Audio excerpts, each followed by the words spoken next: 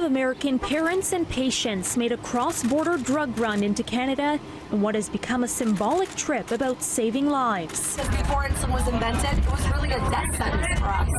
Because again, without insulin, and I think this is crucial to know, I would be dead. My younger brother would be dead. Everybody who's insulin dependent would be dead. Thing has a needle. The soaring cost of insulin in the United States has forced the group to bus across the Canadian-American border to buy the life-saving diabetes medication at a fraction of the price. It's really important that everybody realizes what is happening in the United States with unregulated pharmaceutical companies. They have the ability to do this and price people out of their lives for no more than greed. The self-declared caravan started the journey from Minnesota and made several stops along the way. Here is the caravan to Canada, and we were not kidding when we said we have a caravan. Everyone's loading back up. Everyone came from Minnesota, Wisconsin, Indiana. They reached their final destination yesterday, a pharmacy in southwestern Ontario. The birthplace of insulin is in London, Ontario, Canada. And that was invented 99 years ago. It was done by publicly funded dollars at a publicly funded university.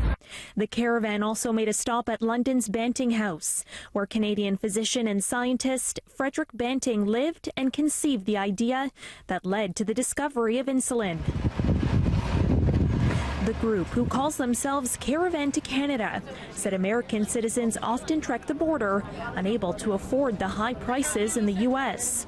This was their second such expedition in less than a year. $34 a vial. $34 a vial. And back home, how much would you pay retail? Almost $400 a vial. So this is my pump. The situation in the U.S. has been described as an insulin price crisis. If I bought it over the counter in the U.S., one, I would still need a prescription, which I did not need here, and it would have been $300 or more.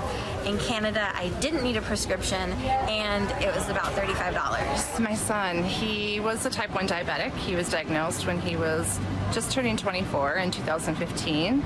And he passed away in June of 2017 from diabetic ketoacidosis as a result of rationing his insulin.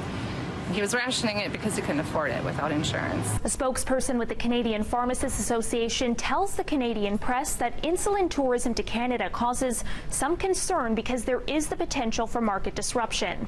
Insulin prices in Canada are significantly lower than in the U.S. because they're controlled by policy. Health Canada said the government was monitoring the situation.